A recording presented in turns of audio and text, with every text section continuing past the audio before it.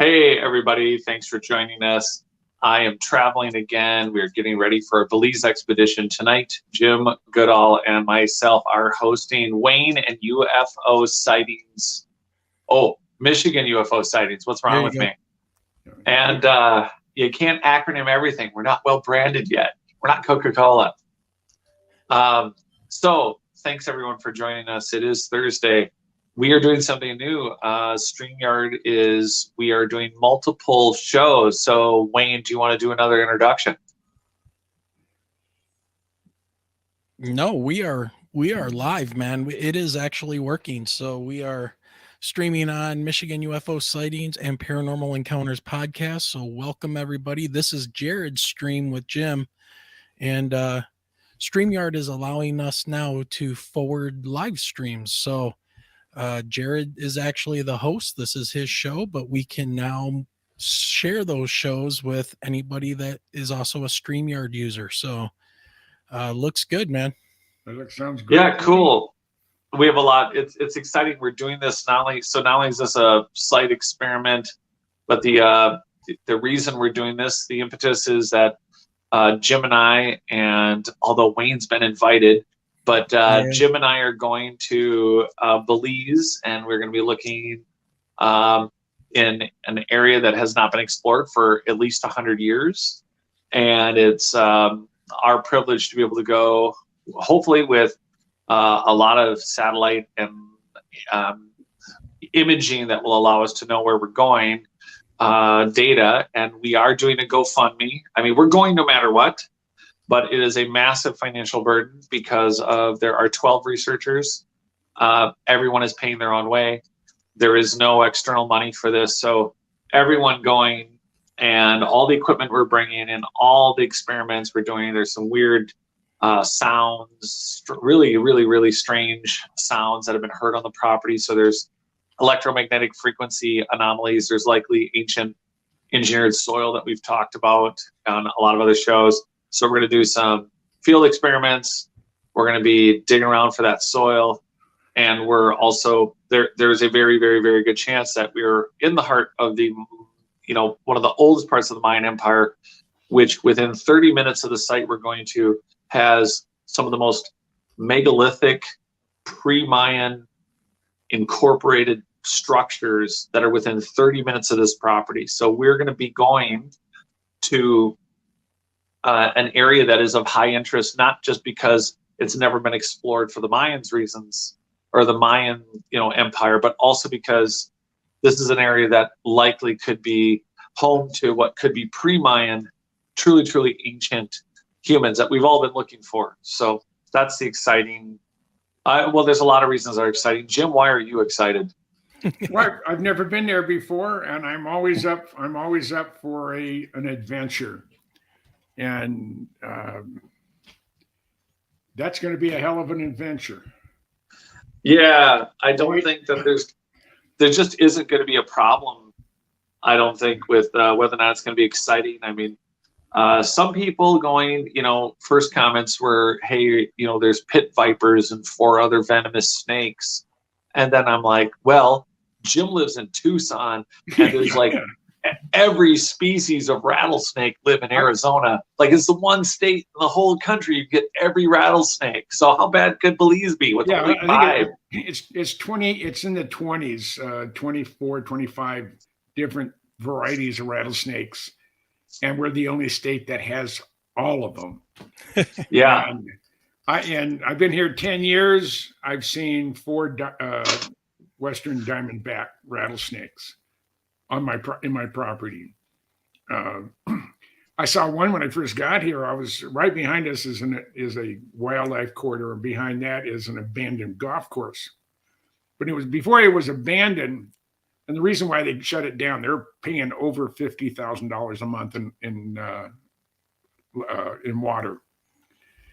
So I used to go hunting golf balls. I don't play golf, but I have friends that do. So I'd go get some, a lot of really, really good golf balls. And I'm going in. I took about 10 steps to get in this one area, and I have a ball catcher. It's not a jock strap. It's, literally a catcher. And I go in there, and as I'm picking the ball up, I look down, and not more than 3 feet from me, I see a body about this big around with a very pretty diamond pattern on the back. It took me one step to get out, maybe 2 steps to get out of that area. I mean, and you could probably hear my heart pounding in Phoenix, and that's 100 miles away. I didn't want to end up with 2 little holes in the side of my legs. So, and well, speaking of that, I found my Kevlar chaps. I'm very, very pleased with that. They're good against anything that wants to bite me in the jungle, and they go down past my ankles. So, now they're for your ankles. What were those chaps for originally? I used to go out. Smart ass. I spent a lot of time out in the Nevada desert, and I've seen snakes there and scorpions. The only thing I was ever concerned with was a wild stallion was coming up and literally sniffed Stuart Brown. He's formerly from Popular Science, and myself. I mean, he came up and we're just sitting there, and I told Stu, I said, "Don't move. They may bite you. They may kick. If they kick you, you're dead, pretty much." And he he had 2 mirrors with him, and he was just making sure that we were okay, and he hung around for a bit, and then wandered. Didn't run off, just wandered off with his girlfriends. So it was, but I've worn the chaps. I haven't worn them in the last 25 years, and I wasn't sure where in the heck I put them. I found them today. I was going through the garage, but I can't find my Harley boots that I was going to bring with me. But with those chaps, I don't have to worry. You got to not overheat while we're out there too, though. So yeah. And the chaps are also Jim, you've had those for a while. For most people going, one of the things recommended were to go on Amazon and buy 20-something to $35. They have these shin guards that are basically impermeable for snake bites. So they look a lot like soccer shin guards, but they cover around the entire leg. So that was the modern option. Is not as probably cool looking as the chaps, but I was also hoping they would be, I don't know if we should, the irony is, I wonder if we should be worrying about, for everyone who's just joining in, we are going to the jungle, a very large area of Belize that's never been explored, many square miles. It's a private property that has been solely owned for decades, and it's never been explored in 100 years. And prior to that, who knows, indefinitely. It's in a very high traffic area for the Mayans and the oldest part of the empire. It's near very mysterious nubs and indications of megalithic constructions that the Mayans added on to that are within 30-35 minutes. One of the crystal skulls was found near here, within a few miles, even closer than the other ruins. And we're going to an actual raw jungle, which also, just for our benefit, has some very, very, very large kittens that are actually a few different versions. And all of them are meat eaters. And so we're dealing with some Jungle Book, wildcat wildlife, besides the, Jim, what's the one called? It's not the panther, it's jaguar. Yeah, no, sorry. Yes, so there are jaguars, but what's the other one? It has a really weird name, and I thought it was like a wombat. Yeah, I know what you mean, but I can't. I don't know exactly what the name is. So for everyone, if you come up with it in the comments, no prizes, but thank you very much. There's a couple different other cats so it's not like there's just mountain lions and cougars. There's jaguars and something else, and apparently, there's gonna be 12 of us, but we are going to be also doing some underwater looking about, and offshore there's also a haunted island.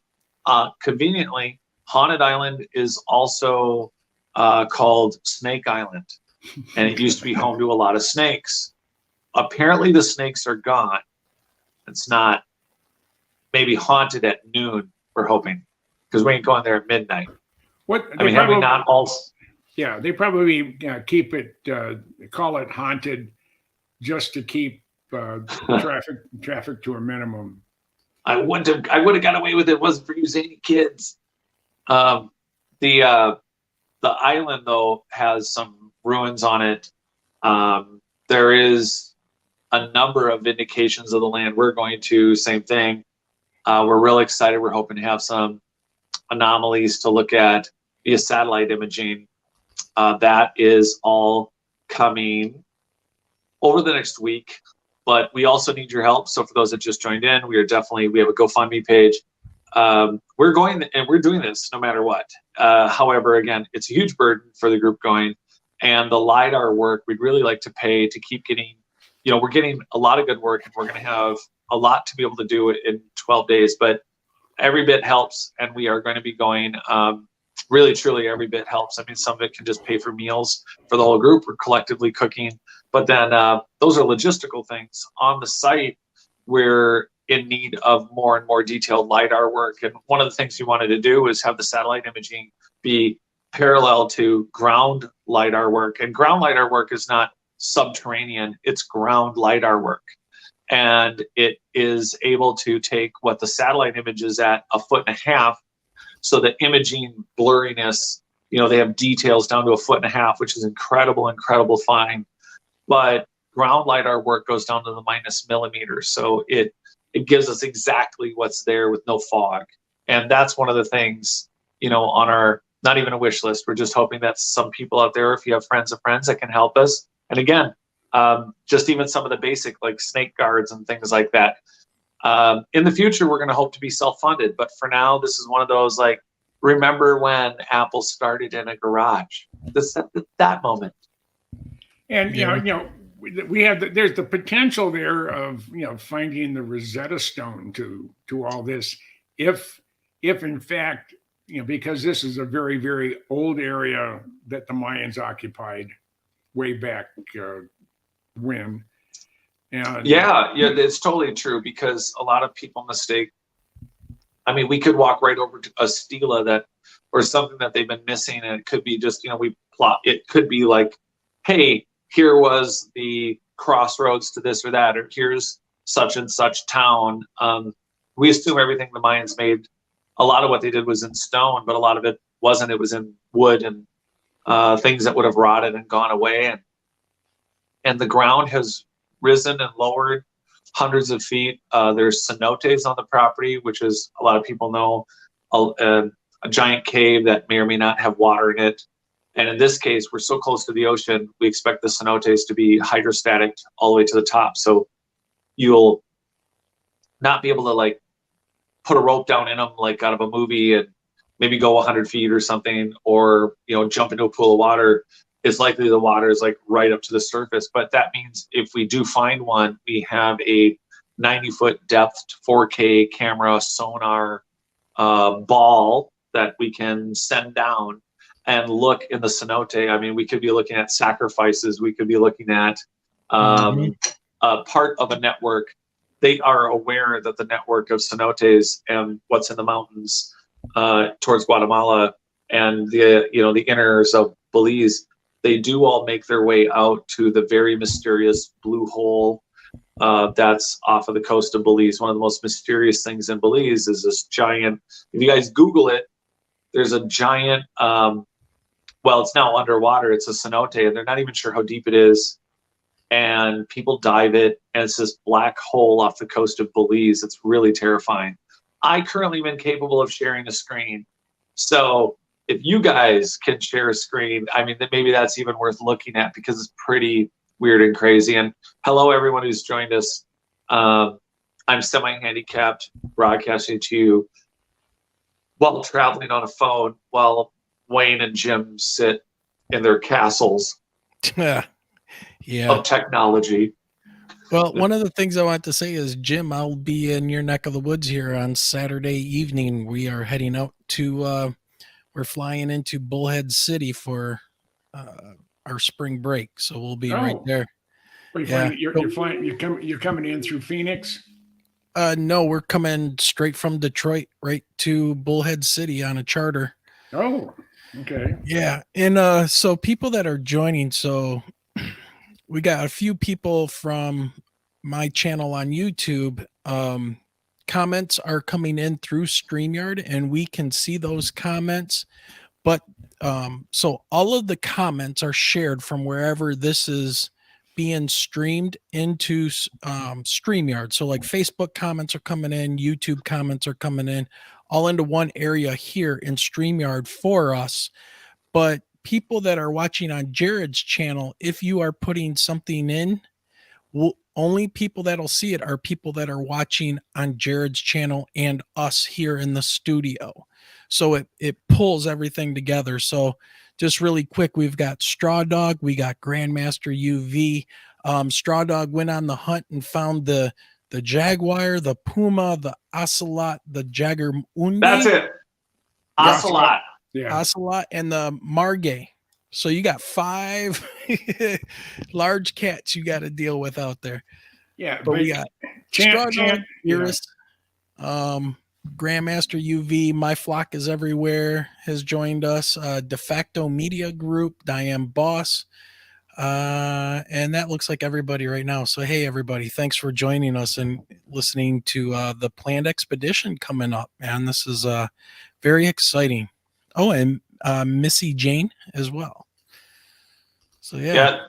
This is definitely the front end of this. You know, we're not, it's so funny. We were worried about, like, the reason everyone's, okay, so not worried. The concern is we're in the jungle that is mostly unexplored. This is raw jungle that is in an area that has a tremendous amount. So, for instance, on the property, which is miles square, there are pottery shards. Yeah. There are piles that indicate junk, Mayan junk piles. There is very, very rich dark black dirt, and that appears to be in some areas, you know, it's over 11 feet deep. It's appears to be to get to it. What was that? Yeah, the overburden stuff is 11 feet deep before you get to the dirt. So, yeah, and then for those, you know, Christoph has he's like, I wish I could go. I do want you guys to know that we are open to having people join us on expeditions. There's a cost effectiveness right now, and also an organizational thing. This is not a one-time trip. We are going to be going, this is the start of an initial expedition to explore what hasn't been explored for 100 years in an area that is highly Mayan active. It's right at the heart of what would have been a very natural Mayan port or bay. It's on the edge of a navigatable river. It's at one of the squeeze points in Central America to the Pacific. There are islands like the Haunted Island, Snake Island, that have ruins. And along the archipelagos, there's definitely ruins that show that there are underwater ruins and probably ruins past the islands that indicate the Mayan Empire. Again, they adapted onto abandoned ruins that are megalithic in size. So we're looking not only to kind of learn a little bit about just the practicality of what's on the property, but the terra preta, the ancient engineered soil, can predate the Mayans for a more advanced culture, but also the megalithic nubs that are at ruins that were incorporated into Mayan ruins. These are large, massive stone blocks that were part of structures that the Mayans just adapted into their own pyramids and buildings, and they're very nearby. And so doing the satellite imaging, we are getting the satellite. I mean, you got to imagine this. We're going to have 1.5 foot resolution on about 10 by 8 miles. And we're going to be able to look within 1.5 feet of every square inch of the property. And not only that, we also have imaging that we're able to obtain for the ocean. And what that means for everyone out there is that any amount of contribution, if you do contribute on GoFundMe, is very appreciated, because it will help us do more detailed and longer. It's not a matter of just printing out a really big picture that you just scroll over and look for things. The imaging from satellites has to be processed, where you're looking at, you take your large so many mile image, and then you have to reduce it. And it's a lot like exploring Google Earth, but much more detailed. and the satellite imaging is every spectrum. So that's Wayne, we're getting right up into the science wing. Yeah, I mean, so you're talking, this is basically your first contact mission here, and Correct. And doing, recon and figuring out what's going on. You got to deal with the environment. I think the environment's going to be a big thing for you guys to have to deal with. Usually is in the jungle, especially with those snakes and the wild cats. Sounds like the damn cats. Well, I'm gonna worry about cats. The cats are like, we have bobcats out here, and we have mountain lions. They're going to know where you're at. They don't like humans, and they're unless you startle one or you corner one, they're going to they're going to hide, and that's what the jungle's all about. Now the total property is right just a hair under 11 square miles, and there's well over half of it. When we were talking with John, he indicated that about half of it he has never been in 40 years that he's on the property. And before that, there was hunters who owned the property, and they used it for their own, wildlife preserve. But so I don't think we're going to have any problems with large cats. I would love to see one from a distance. I'm going to bring my Nikons with me. I don't know if I'll bring my telephoto, but I'm going to bring that with me. Well, might be worth it, Jim. Yeah, one thing we might need, and I don't know if anyone's bringing one, is a metal detector. Yeah, there is. I know the chat's going through it. So yeah, before we get down the satellite imaging we're talking about, bluntly putting, I'm paying for it. So the way this is happening, irrelevant to GoFundMe, is I'm just working really hard, and we're funding the satellite imaging to go within 1.5 feet of the ground, the entire, 10 by 10 miles of property. And we're going to be able to see under the brush, under the mangrove, under everything, down to 1.5 feet in spectral imaging that'll include infrared, that if there is the temperature differential, and depending on the time of day, there's a lot of factors that make satellite data and reading it. It's not as simple as just snapping a photo. The software is very complex. You have to request each, it's a large amount of data. It's a large file. You have to peel back the layers, and you have to see what you hope is enough of an anomaly to say, well, let's look here or there. So all that will get done before we go. Then we have to get on the ground with, very precise GPS precision equipment. And then we have to get either by boat or by land to this property and get to that point. And all the points we're looking at are over the course of miles. And there are trails, but one of the things we're also paying for is Belize. There's some really great bushmen that will be able to clear paths to get us at least to where we think we want to go so that we can look. But in order to do that, we need the satellite imaging first. Droning really doesn't help because, Google Earth will show you pretty much what a drone will. And specifically for those that don't know, Google Earth on a desktop computer, not Google Earth portable, but on the desktop, you have much more powerful tools. But the canopy, it's the jungle. You're not going to see much. You can get some shapes and things. There are some anomalies and things that are very, you can kind of get some, we've seen some triangle shapes where we're like, oh, this looks interesting. But we want the satellite imaging first.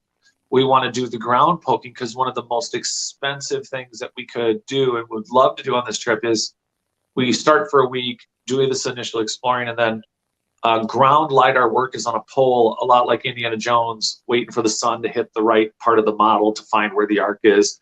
That's, you put this basically hockey puck laser on a pole, and it can shoot.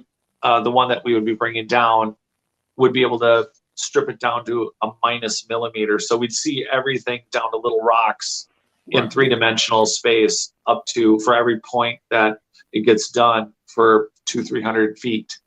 And that is the LiDAR work we'd like to pay to bring down, along with, get some of the burden of the expenses off for us, So that's that. So yeah, it's not a random trip where we're going to go poke around in the jungle. We'll never find anything at that point. Yeah. If Jim wants to see a kitty, we're all going to have to go to the local Belizean zoo. It's gonna suck. Well, Missy Jane brings up an interesting point, and I agree. Is that Netflix would for sure want to want your film? Everyone wants this content, and I think Graham Hancock's show kind of proved that, to the point of they were going out of their way to make sure that nobody would see his show, even though everybody already did. Yeah, that series. So Missy Jane, get out of my head. Mm-hmm. No, seriously, that's exactly what we're doing. You are dead on. We are going to film the whole thing, and of course, whether it's, like you said, there are platforms, as we carefully talk about this for all of us. Correct. There are platforms that aren't friendly to information, and so we want to find ways to get out what we find for everyone to be able to look at it. We also want to self-fund. So in the future, I don't want to turn this into a PBS documentary. I want us to get out there in a way where we're going to be able to self-fund, and also invite you, and I mean you people all listening, not just Missy Jane, but everyone out there. If you did want to come on an expedition, we can make it possible, because more hands make lighter work, huh? Hey, other groups do it to Egypt and Peru and things like that. I don't see after this initial contact, something can't be set up to make that kind of stuff happen and actually have people be part of the expedition. You're going to do work, not just sightsee. And I think people would love that.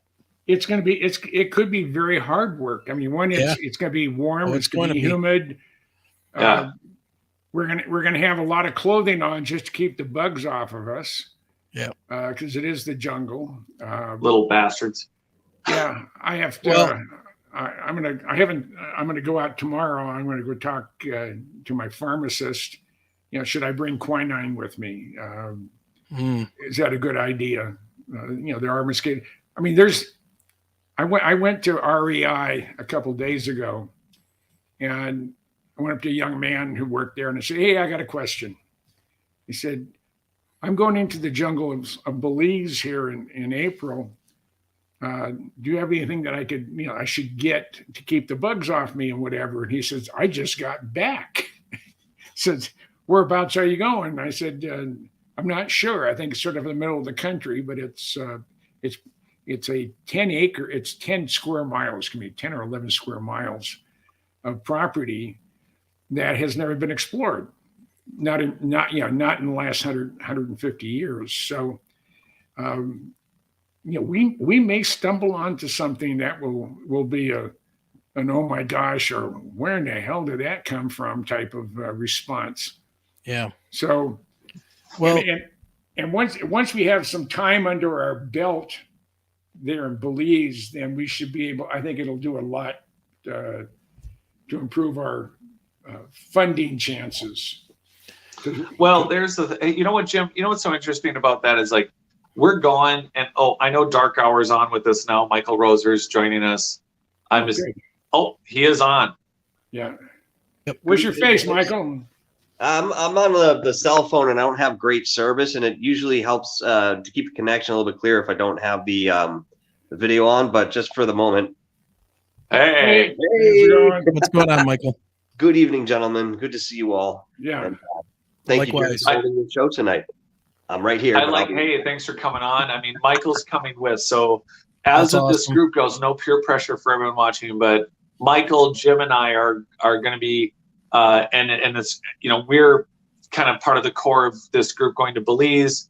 Everyone out there listening, in the comments, just know that the best thing to do right now is to pressure Wayne to go to Belize, because children have tears and so do puppies.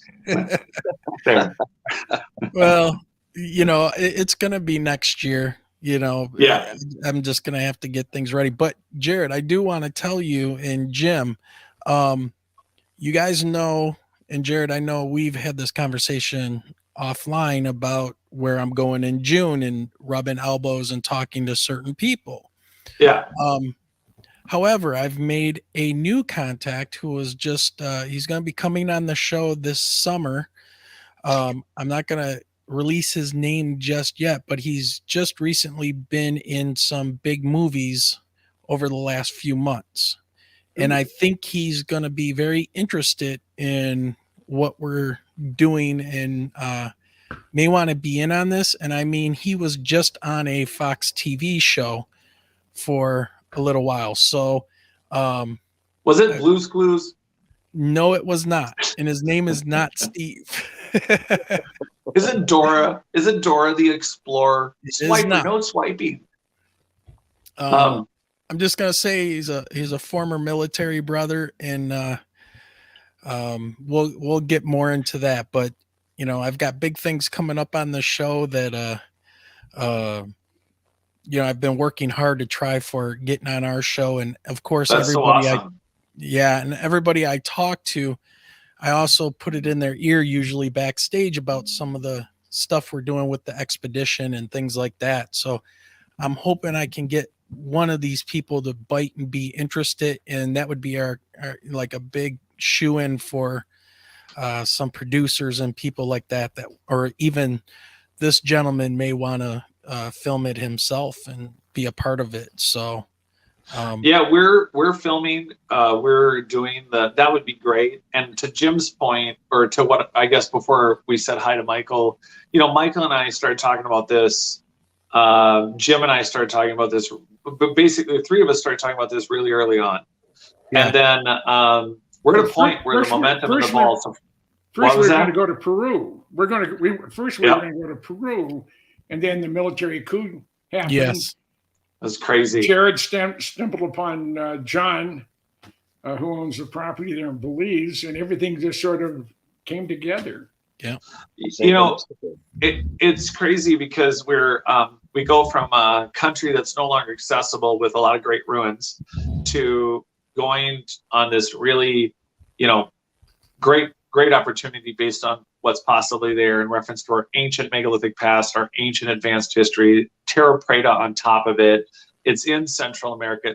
There's actually so many good reasons to go to where this is, offshore and onshore. But at the same time, it's like, I can't tell you enough how much I appreciate the people who have or are, you know, donating and doing the GoFundMe now. Because I'll tell you something, Jim and Michael, for those that want to invest with us after we find something, we're going to have a whole different set of parameters about what we need from those people.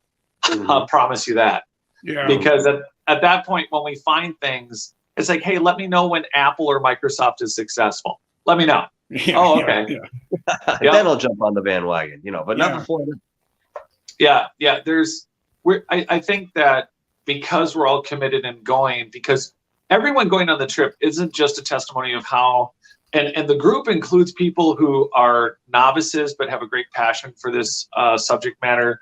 There are people going that are just, every single person going of the group is extremely passionate, curious, intelligent. They each have their own, I mean, we're not just going down with a lot of actual, I mean, yes, we're going down with GPS and electromagnetic experimental stuff. I mean, all the tools you can think of to do kind of crazy experiments and everything else. But we're also going down with people who, I don't know, Michael, I mean, we're going down with people that are channelers, dowsers, who live in different modalities, where the reality is we're not afraid to test both sides of the spectrum, but do it seriously, you know, do it in a way where even Jim, one of the great curious things actually on this note of frequency energy research is there is a buzzing, there's a humming, there's some sort of frequency energy thing going on that multiple people have heard on the property. Well, Jim, if you talk a little bit about your surgery, I mean, not that we want to use him like a parakeet in a mine, but if we hit the right frequency, he might just fall over and start seeing 10 colors. Yeah. but I only hear out of one ear. And I don't, my auditory nerve was severed 37 years ago, but that's a long story and an interesting one. But if all of a sudden I'm starting to hear buzzing, it's got to be at I only get it out of my right ear, or if I get it out of my left ear, then I know something's really weird. The thing about this too, the way that Jared's described, this experience from this individual is that it seemed to be something more omnipresent. So while we might interpret it as an audio effect, in fact, there may be much more at the helm in respect to how that sound is augmenting physicality at that moment in time. Correct. Yeah. It'd be hard enough to encounter ghost jaguar versus real jaguar versus a herd of ghost jaguar. Or, are we going to be sensing any of that? There's also, by the way, for those joining, we're doing an expedition to Belize.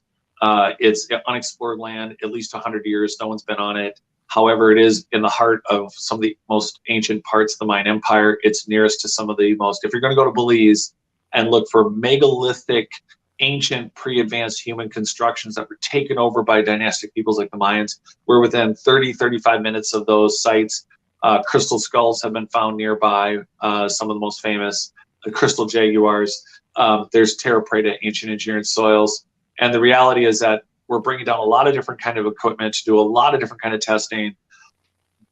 But on that note, for those of you joining, there has been a suggestion that depending on how many miles in we get on the property, the suggestion was made, Jim. Actually, that from our meetings, the suggestion was made that maybe we spend a night or two, not tenting it, but maybe we do it. Maybe we do spend a couple nights on the property, and that, Michael, may turn into us doing some middle of the night paranormal research also.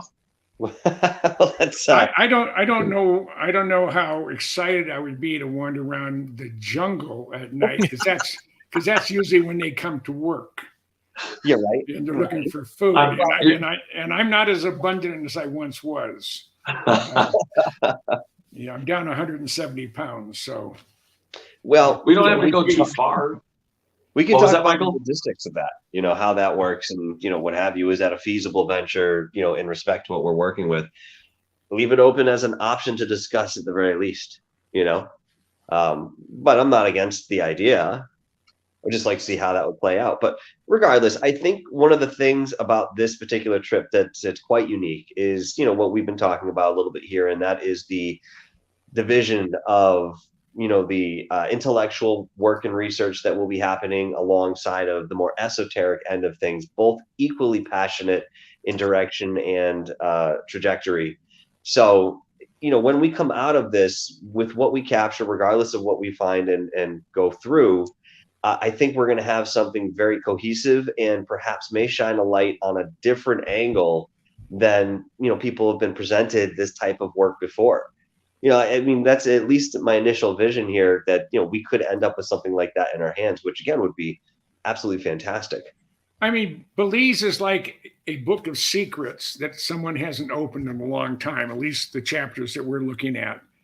And when we open it up and we're there and we're physically, looking and seeing what we have, what's to offer, it could be mind-boggling. Now, one of the things during one of our presentations on the group, here was it 2 weeks ago, it was at Tom, the guy with LiDAR. He showed the American Stonehenge images in LiDAR, just holding the thing up and scanning around. You can look inside a building, you can rotate it, you can see every single room, stairs, plumbing, you name it. You can see, it's like an X-ray, and you can go up or down depending on where you want to slice it. It's pretty wild. Unbelievable. It's just it's amazing what that can do. And this isn't the most techie stuff in the world. I'm sure in the black programs there's stuff that's even better, but this is pure gee whiz. Yeah. How in the heck how did they do that with just holding the stick up and then going down to another spot and holding the stick up and doing that? Plus, John said if we through satellite imagery and whatever, or even the LiDAR, he will cut a road to that location to where we can get close to. Yeah, that's right. So, Jared, Yeah. We had a question come through on chat that I wanted to point out, and it's from Bernie Miro, and he asked, is this going to be like on YouTube? Are you guys going to be able to live stream anything from there or do anything live? One of our meetings, I think Michael and I and Jim, I think we definitely want to share some stuff live. We're not going to just film it all and not share. But, you know, if we were going to film something and put it on a show, we certainly are likely not going to live stream it as we discover a crystal skull pyramid / mummy. Likely it'll be like, we'll get on and say, we're in Belize and we found everything we were talking about. Stay tuned. Yeah, allusions to it. Yeah. Yeah. I don't know, Michael, what were you thinking? No, same thing. As we go through this, I have every thought of, recording certain things, perhaps providing updates. If we find something, we can just be very ambiguous about, what exactly it is, other than we're incredibly excited. This is significant, X, Y, Z, going down that route. Outside of that, I don't see why we wouldn't, be doing some live things outside of the idea that maybe we're going to have some spotty internet service. I don't know what that's going to look like when we get down there. But that, of course, could affect whether we can go live in the jungle or on location at any given point. That's Certainly what the glowing talking ball says. Hmm? Glowing talking ball. You're a glowing talking ball. I love it. Yeah. I'm just distracted. One of the things I hope you guys can find on your first contact down there is I would like you guys to try to find some evidence of sea travel from other cultures, like across the Atlantic, and find some kind of, I don't know, Egyptian stuff or that would be wild. Some kind of Gaelic stuff or something like that might be there, which would, show international sea travel. Because I definitely believe that was something that was going on, especially with like the Piri Reis map and things like that. So that was kind of one of my big things. And also the alignments of the structures. Then I'm very interested in that. Maybe you should come down in person on this trip. It's just this way you don't have to put that burden on somebody else to find that information for you. Well, right Jim, there. I was going to text it to you, man, and just have you do it. So, you're good. Yeah. Now, you got the Kevlar chaps, man. Come on. Yeah. Everybody bring dollar bills, yo. So the Bay of Amphora jars, are you familiar with that in Brazil? So my book, Not Aliens, it's Not Aliens. The new version for everyone is going to be out in color and hardcover due to inspiration by Jim Goodall. But that's hopefully coming out before we leave. And in it, one of the things I talk about in connecting the dots on the whole planet is a bay. It's literally called the Bay of Amphora jars. And there are so many amphora jars in this bay off of the coast of Brazil. They famously buried the wreck of the ship because it's Roman. And it's not just one Roman. There's so many Roman jars. They call it the Bay of Amphora jars. And so there's clear trade between lower Brazil, lower, middle South America and Roman Europe, that they won't allow any permits to dig underwater in the bay. And then for security reasons, and there's whole articles about this, and I put it all in my book about the Bay of Amphora jars. And so it's absolute poppycock that South America, Central America was isolated. The father of South American archaeology, Max Uli, is from the, sorry for the Austrians that I've, destroyed High German, but it was a Austrian that became the father of South American archaeology. And I include a whole dialogue that he does, a whole speech about the history of South American archaeology, which includes the fact that they know the Chinese were there, they know they found mastodons, and they knew they found human artifacts that showed humanity there in the Pliocene. And so, okay, so the Chinese were there, the Europeans were there. The terra preta, for all of you who don't know, is an engineered soil made by man. It's not a compost. And not only is there Belizean terra preta, but in Brazil also, this terra preta identically matches terra preta found in Northern Africa and South Africa and all the way from Australia to Siberia. So there is a relationship of humanity across the globe that's above water, not below what, you got to think about all the ruins below water, but there is something connecting every continent, and that it's pre-dynastic peoples, and that's one of the things we're investigating. And it's not too far south from us, the Bay of Amphora Jars, and it's infuriating that they have actual mainstream historical archaeologists stating the Chinese were in South and Central and probably North America. They're stating this, by the way, Max Uli, the father of South American archaeology, is stating this in like 1910 or 1919, somewhere in there. Like this is well known. Mm-hmm. And then about the mastodon killings and the Pliocene possible anatomically correct humans. I'm digressing, but the reality is that history is not what's taught. More of it can be found on more entertaining shows. And and then that's interesting. I've not heard that before, that in the chat with the, 80,000-year-old Australian Aboriginal bones were found in Brazil. I've actually not heard that before. That's very interesting. I'm going to look into that. Thank you, Haynes. Yeah. I'm on my phone, so I apologize. Very, very, very, very tiny. Anyway. Well, you did a good job when you were on the road last week or last Sunday. What was that? When you're driving from Utah back to Minnesota. Oh yeah. You had a sharp signal, and you couldn't hardly tell, other than the fact I could see your steering wheel, that you were in your car. I pulled over for that. I was not driving. Oh, I know that. Yeah. Yeah, I was responsible. Well, at least that one time. Yeah. Thank you. Yes. I also want the street cred. Yeah. Yeah. This is going to be so exciting. I have everything out that I'm bringing with me. Hopefully, I can get it into and I got my big suitcase. The stuff's not going to weigh very much, but it's going to be bulky. Well, just so it's in live chat a couple times, I have put the link to the GoFundMe, and people, please go hit that up, and you can see what Jared and the team here are trying to put together for this trip.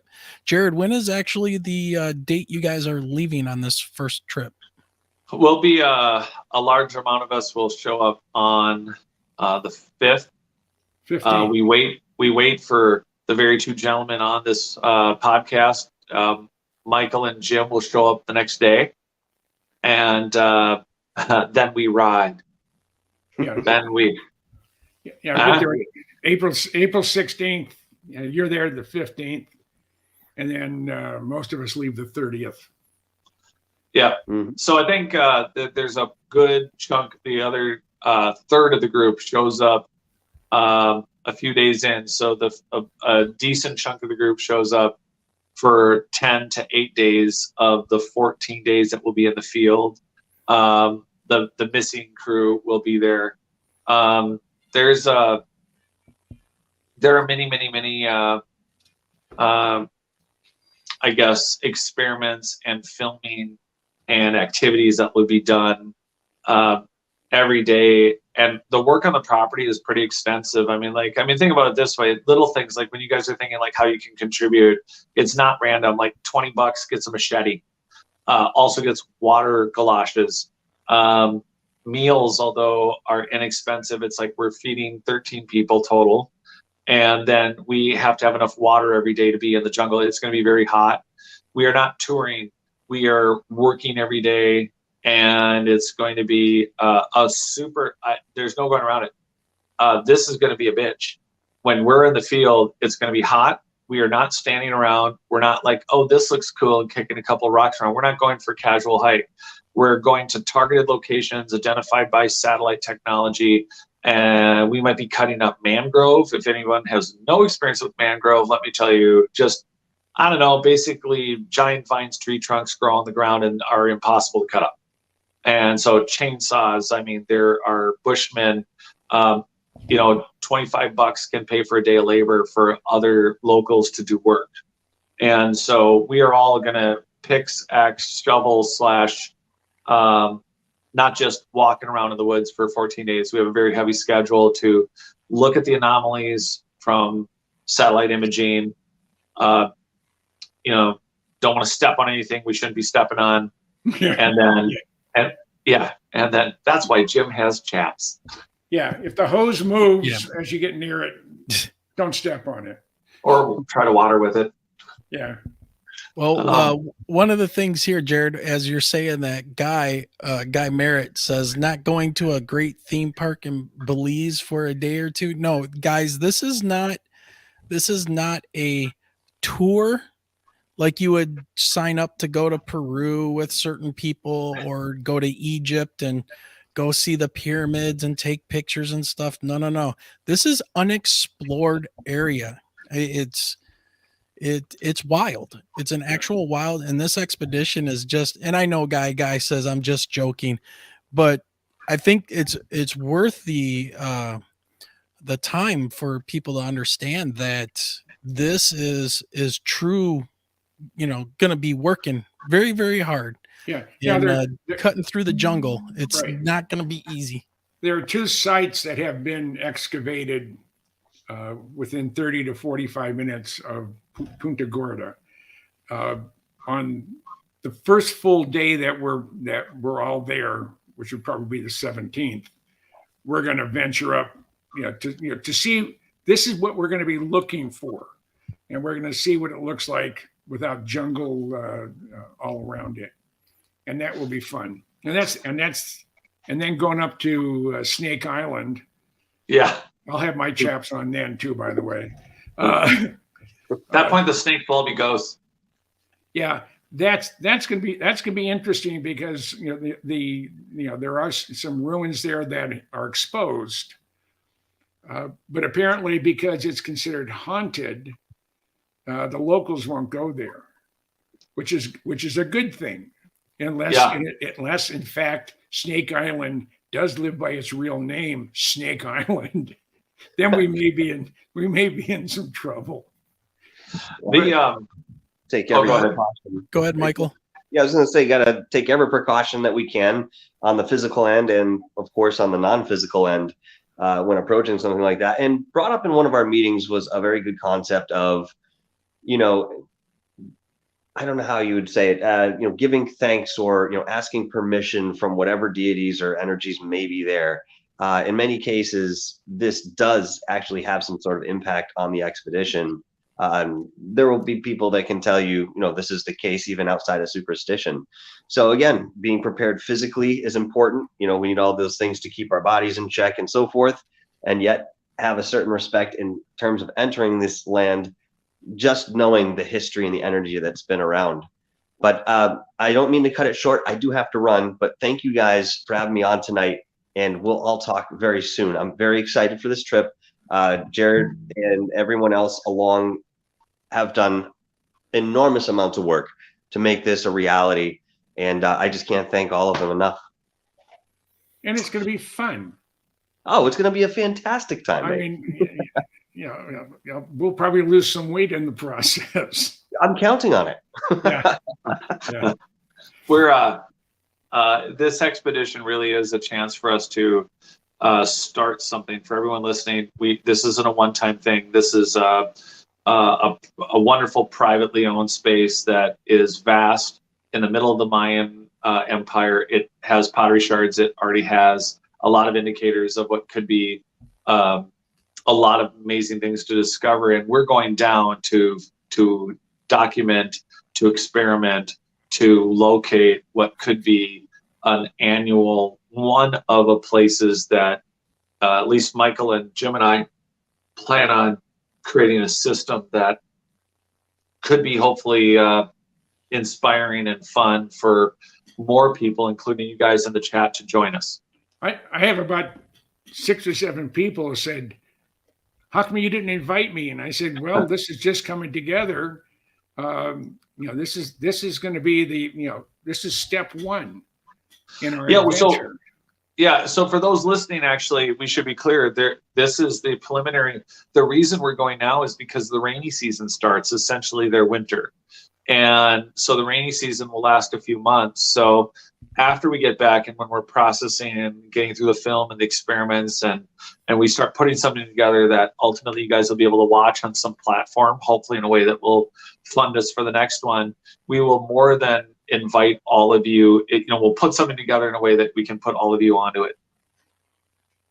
Yeah, it's going to be exciting. No matter what, we're going somewhere where maybe no white man has walked.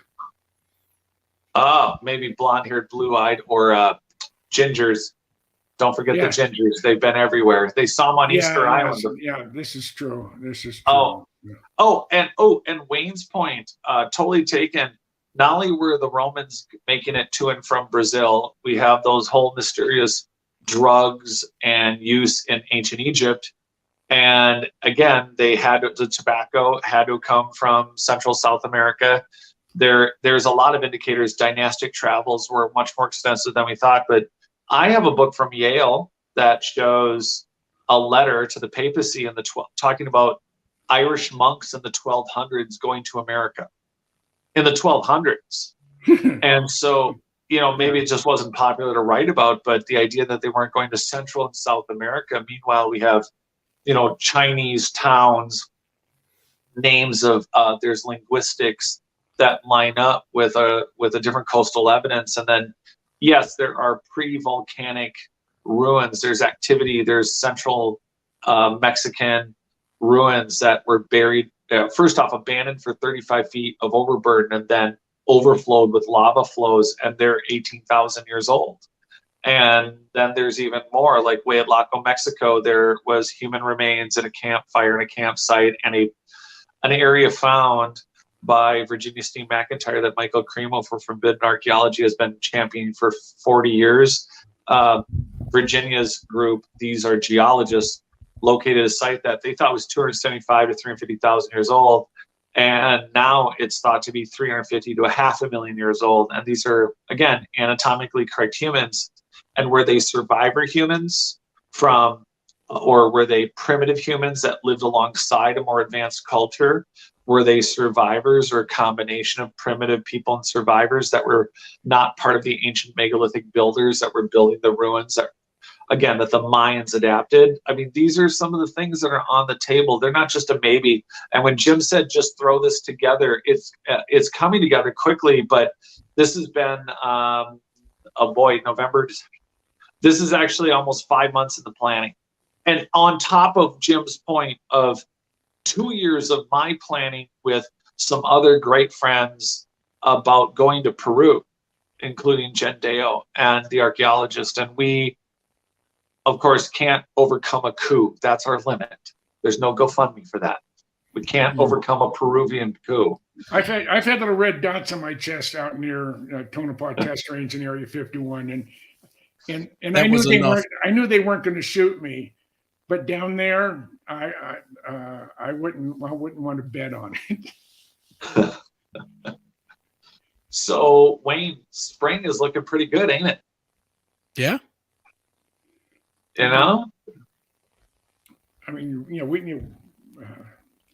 And some of the talent we have going, there are people coming that have advanced degrees in some of the stuff we're looking at. So it's that talent that's coming together. Again, we're all providing our own transportation. We're paying for our own lodging and food, but the funding needs to pay for the stuff that we just can't reach in our pocket and pull out.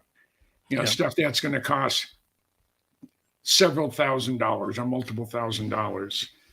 We're going to end up doing it. Hopefully it'll be, we'll have, somebody out there in cyberland that will say, well, I have $10,000. I don't know what to do with. I'll just send it to you guys. And that's what we're hoping. that we'll get a large benefactor just because he feels that it should be done. Let's give this baker's dozen. I think there's 13 of us now. Let's give these baker's dozens the tools necessary to get the job done. Because this could, we could make the front page of National Geographic. We could make the front page of every newspaper on the planet, depending what we find.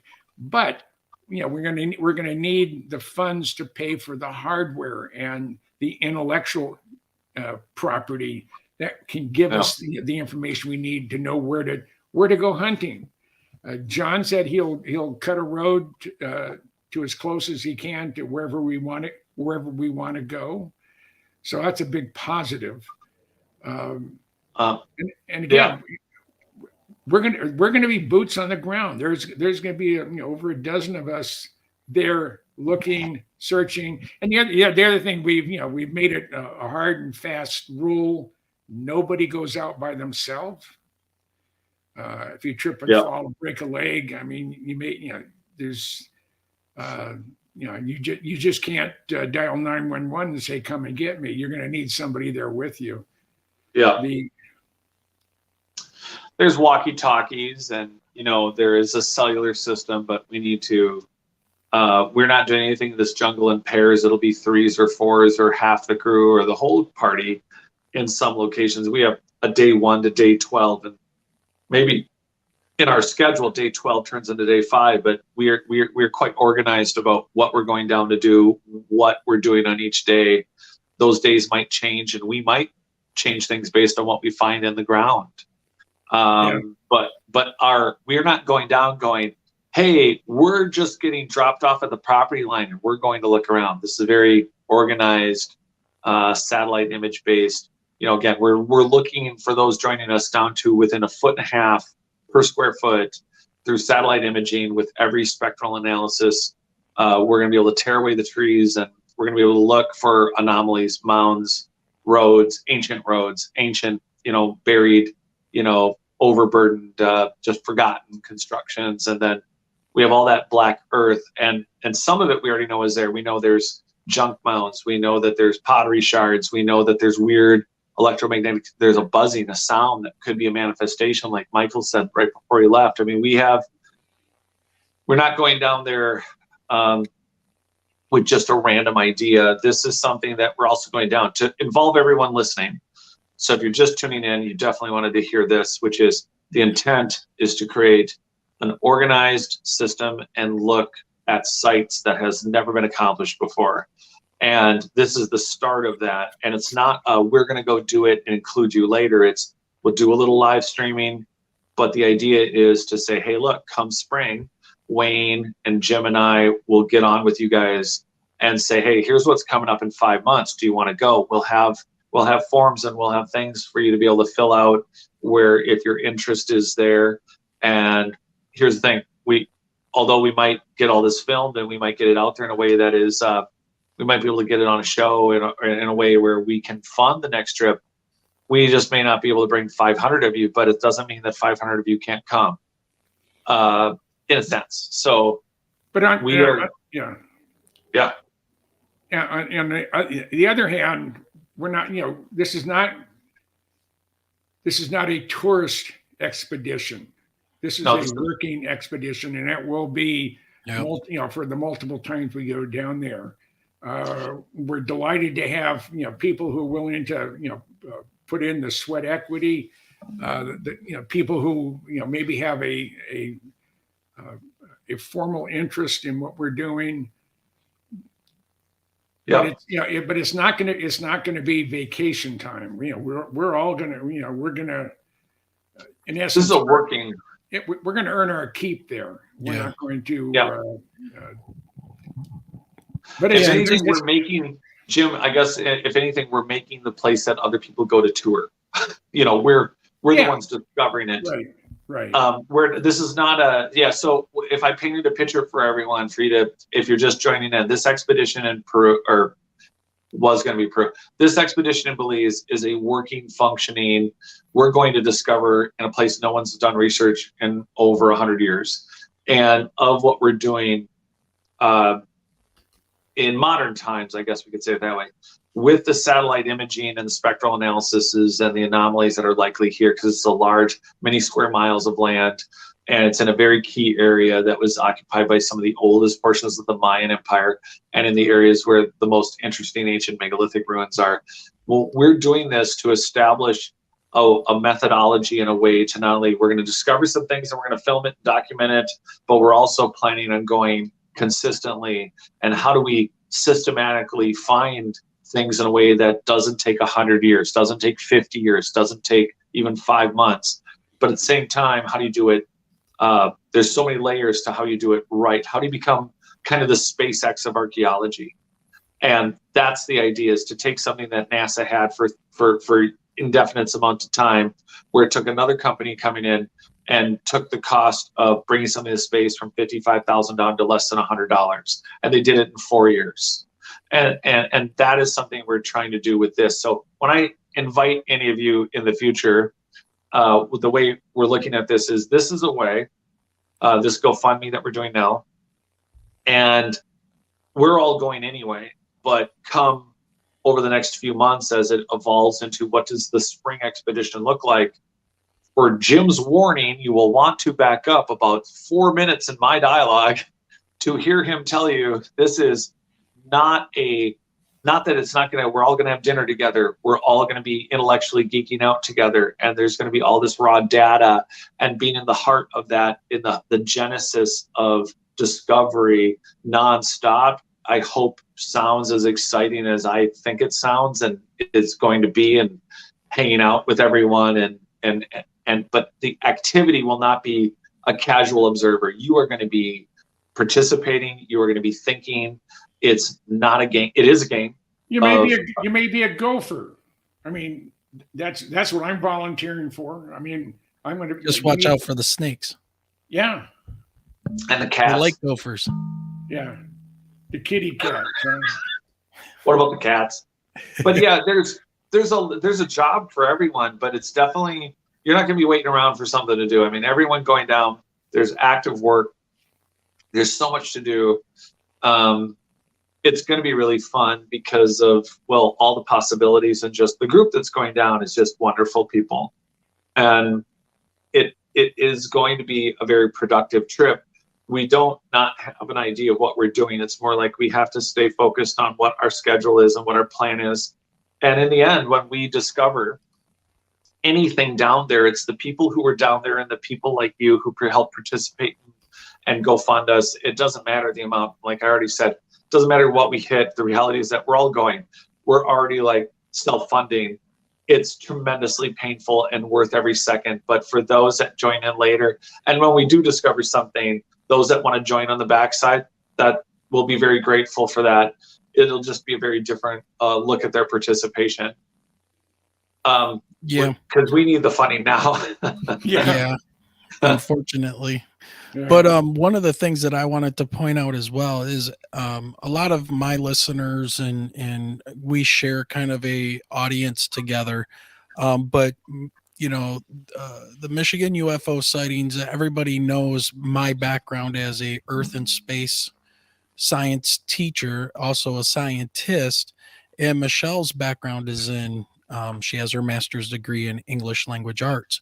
My ultimate goal for this is to put together a type of curriculum using the data that is collected over the next maybe 2 trips, and also Jared's book of material and things like that, to actually put together a curriculum to use as a kind of an elective course at a high school level, since I teach high school science, that we could use to educate children, especially inner city, that don't ever understand what kind of world is out there for them to explore, get them excited, and get them thinking about this ancient archaeology, this unknown, and get them excited about it and interested in, you know, my goal is to make like a half a year or 1 semester course using Jared's book and data and constantly updating it and providing that to my school. At first, I would like to use it as like a test bed to see how that goes. And then, getting it out there. I think it would be fantastic from an educational standpoint. And we have to change the gatekeepers and the people that don't want to look at some of these sites and look at them with a different lens instead of what they've already been pre-programmed with. Yeah. So if we can start them young and get them excited and ask the questions when they get into college that make their professors scratch their heads, like I did when, I asked how did 180 species get hunted by man at the end of the last ice age, and nobody had an answer for me how, woolly mammoths could easily kill 100 people. We're all eaten. So, and saber-toothed tigers and short-faced bears and the ground sloth and the terror bird and all these creatures that would use humans as food very easily were all hunted to extinction. So, starting there, having a curriculum in place is my overall, I guess, if I was going to leave a mark on the world as I leave this planet, it would be having a curriculum there for people to use and to be interested to find out some of these answers of our lost past, because it's there. I think we should do it. And then we can include between that and Jim. Honest to God, I can see this as the book even for elementary kids. We could do this one, Jim, for the early kids. Yeah. Jared and Jim go up a hill to dig a lot for pyramids. Watch Jared and Jim dig, pop-up book.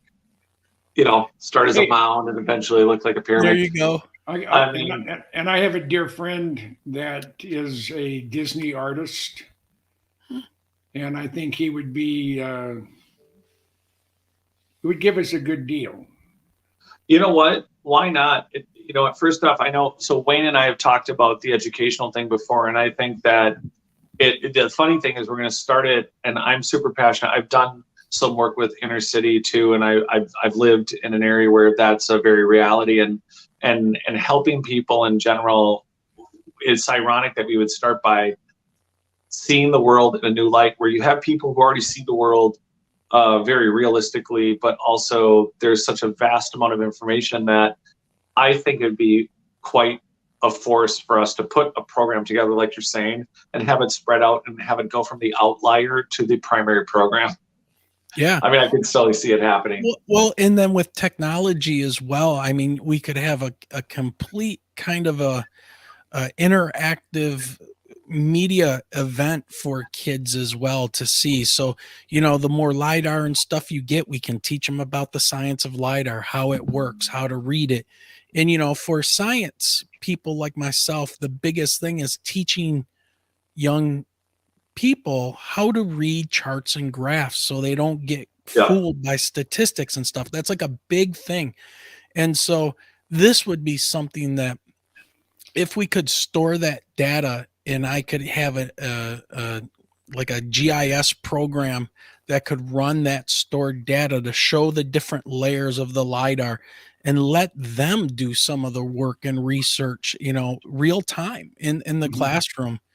And they would absolutely love it, and but yeah, there's a whole world out there that people, they live in the concrete jungle. They don't ever see, maybe through a screen, but they never experience it. And it would be awesome to have them be able to experience something like this at the ground level, like in real time, and have them feel that it's a part of it, So, and I think you could also help teach the kids to learn how to think, not to recite something, right, remember something, to be able to challenge your brain, challenge that, the narrative, I don't, sure, they're talking about this over here, and I don't believe, I think it's got to be this over here. Well, right, if that's what you believe, do some investigation, use that thing you have between your ears, other than, to hold your iPod, your ear pods, or your backwoods Yeah, we baseball basically cap. we what you're talking about is critical thinking and logical thinking, and we basically boil it down in academia now as, CRE, and that is claim, evidence, reasoning, right? And here's the claim. Okay, Jared's making a claim that this pyramid structure is a lot older. Okay, what kind of evidence can we find, and how can you reason why his claim is either right or not right? How do we change the hypothesis? This stuff right here, this live action stuff that happens, builds into the foundational work of any science. And that's one of the big things that I love about this. And not only that, UFOs are great and all and everything, but this gets us in the dirt, and this gives us evidence that we can interact with. We don't have to try to call things in or whatever. It's there, and we just got to find it. And I think, having that materialistic, I hate to say it because I know there's a lot of people that are into the esoteric and stuff, and so am I. Good job. But when we want to start somewhere, we got to have a solid foundation. Why not use something like this to get the kids excited and carry that with them, know? So, yeah. That's my passion. I'm right there with you. I mean, it's one of the things that I know that we can make what you're saying a reality, and we will, but at the same time, it's like the experience right now that they're in, it feels almost as optimistic as when you're like talking about like, maybe we'll find a crystal skull. Like, right now we have a group of volunteers that are also, again, it's not that they aren't interested in the research, they are interested, but they have various levels coming into it, where Jim and I and some of the people are going to have so many thousands of hours in of also going, exploring, being in the field. And there are people coming that, we're doing these meetings to pull the group together. Every week we have a meeting, there's work, there's progress going on for us to outline and what we're doing on the trip coming up barely a month away. But deep in my heart, it's not like I sit on these meetings and go, we're gonna find a pyramid, we're gonna find a golden mask, we're gonna find the coolest crap anyone's ever found. We're gonna find a crash UFO. Right. And there's nothing saying that can't happen. Chances are slim and none, but the odds aren't zero. No, and we could find. I mean, it won't take very far. There are many, many, many layers of dirt that all correspond to thousands, to maybe tens of thousands of years of occupation. There's solid indication of the ground going up and down hundreds of feet over dynastic periods, including like Doggerland in Europe, so the haunted island was really part of the mainland. And we might be so many miles, we might be right on the coast, but we might actually be 10, 12, 15 miles in from what was the original culture. And so when we do the satellite imaging off the coast, I mean, it can be quite fascinating what we find underwater too. And we are going to have a large boat. We are going to be doing sonar, topography mapping, and 4K imaging underwater. So we'll be looking all around. It should be really interesting to not only collect the data, but then ultimately share it, like you said, not just real time, but also put together a package to really get kids inspired about how cool the world is. They're not trapped in Detroit. They're not trapped in Chicago. They're not trapped in Minneapolis. They're not trapped by anything that they've been growing up with, poor or background of any kind. The world really is their oyster. And it's not just a metaphor. It really is this strange, unexplored place where every single one of them, by their own participation and discernment, could discover something that could benefit the world. Absolutely. And it's not just because they get to find where a pyramid is. It's the practical application of lost technology. The search and recovery of our past is as important as our future. And the process of doing this and everything too is very interesting. And having to get everything set up from your passport all the way to, what is first contact on the ground? Do you have medical people available? You can turn this into like a huge project. It's something I did with how do we colonize Mars? I did that with my kids.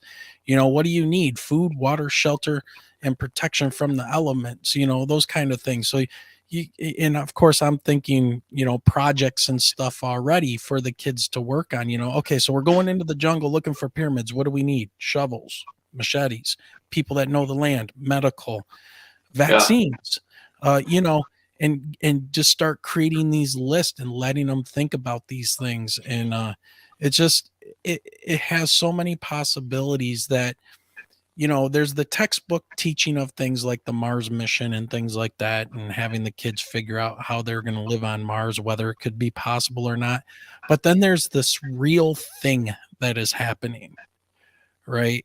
This is real with real people. It's Jared, it's Jim, it's myself, it's Michael, it's the whole team that's going down there.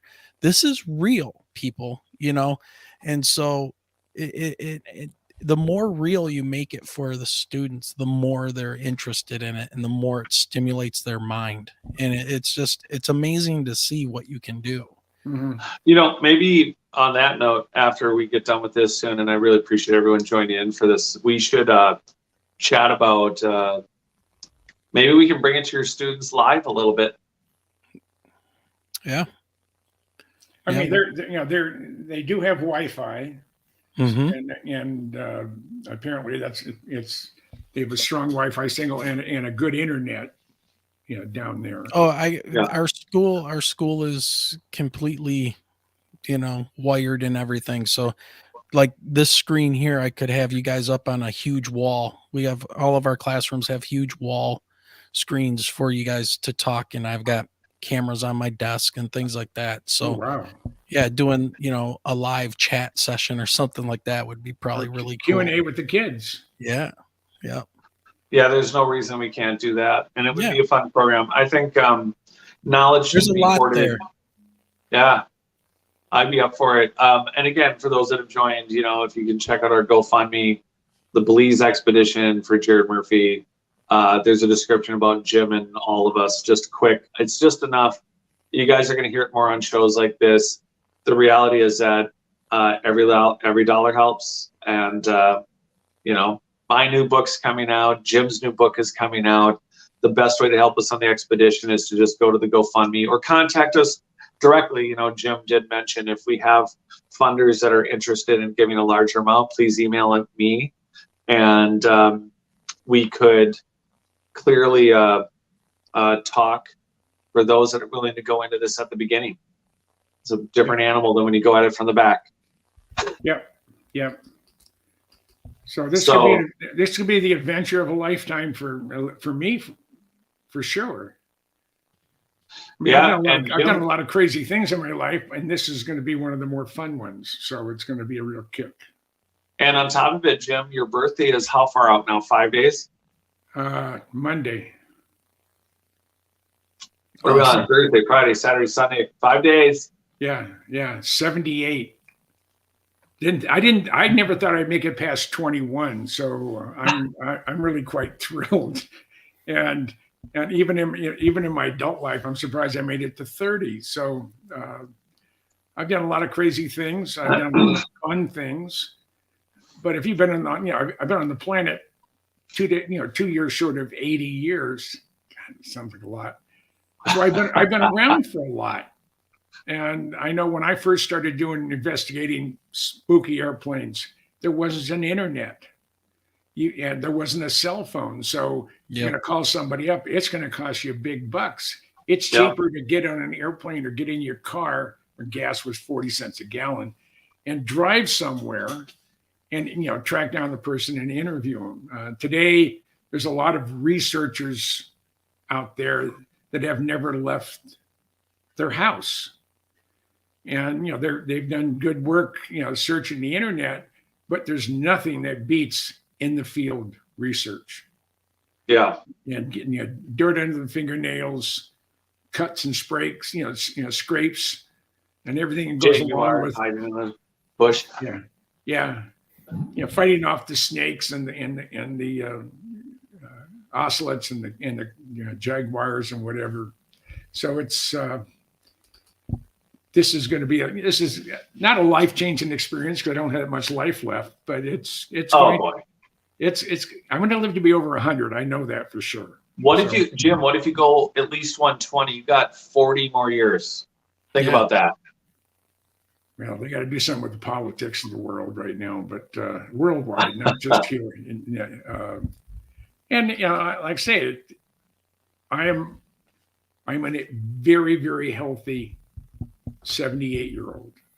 A lot of parts that wear out have worn out. My knees, arthritis. I don't hear for squat, but all the items that are critical.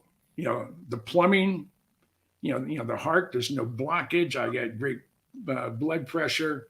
Everything about me, the physical plant is in pretty good shape. It's just the parts, I'm out of warranty, and you have to go to, after the market parts to help you out.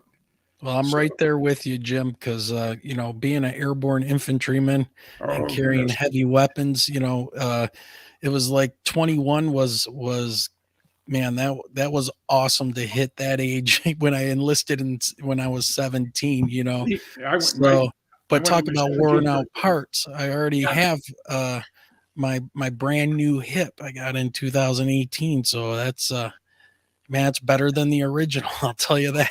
Well, I had my left knee was a partial. That was in 2009. Still have it. And then 2 years ago, I had my right full replacement. And then my rescue German Shepherd doggie, her name is Scarlet. She was so excited when I came home from a road trip. It'd only been 3 months since I had full knee replacement. She trips me and I fall all my weight on my new knee. And it's been over a year, and it's now just starting to get to the point where it doesn't pain me all the time. Yeah. And it's almost like background noise now versus stabbing pain. So, well, gentlemen, I've got an early morning because it's my last day of school before spring break, so it's like a 5:30 wake up. So I don't know when you wanted to cut this short, Jared. And we should do it. We should do it because I have the same morning as you do. Okay. And so, Jim, you got anything else to add? No, we need money. And the money's not going to anybody's pocket. The money is going to pay for technology and equipment. Yeah, and we do need the site is massive. So the help and to get to and from the property, we need a couple of vehicles, and that is just everything. The magic number seems to be $2,000, but the little things too. There are so many where $25, $50, $70. It's so helpful. It's so helpful. So please check out the GoFundMe. Wayne, Jim, it's great tonight. As usual, Wayne, it's always a pleasure. Always, Jim. Same with Jared. I'll see him on Sunday. Yes. We have our gathering of the group, the team, and it gets more exciting every time Sunday rolls around and we all come on board. It's just last Sunday, John and his wife, the owner of the property, was there, and Jared's met him, been to his house and met him in person. This was our first time we've had a chance to chat with him. And when I go go through Salt Lake here later on this summer, I'm going to hang out at Jarrett's for a couple of days, and we're going to at least go have dinner with John if he's back out of Belize. Yeah, it's just going to be a kick. It's going to be a lot of fun. So it is. Well, for everyone watching, thank you so much for joining us. We will see you next Thursday. And if you can, please donate. Eventually we may become a 501c3. We're not right now, But that's, if things start moving the way we anticipate moving forward, we will have a 501c3 or a version thereof, and we'll take it from there. All right. Cool. Wayne, Sounds good. Jared, you guys have a good night's sleep. While your kids at school tomorrow, Wayne, and you should sort of indicate what's transpired in your life and what could be on the horizon, because it could be really exciting for your kids. Yep, and that's something I'm going to be talking with my principal about for next year. So, okay, yeah, you may have to get yourself a fedora, a bullwhip, and hey, yeah. All right. Good night. Good night. Take care, everybody. Adios.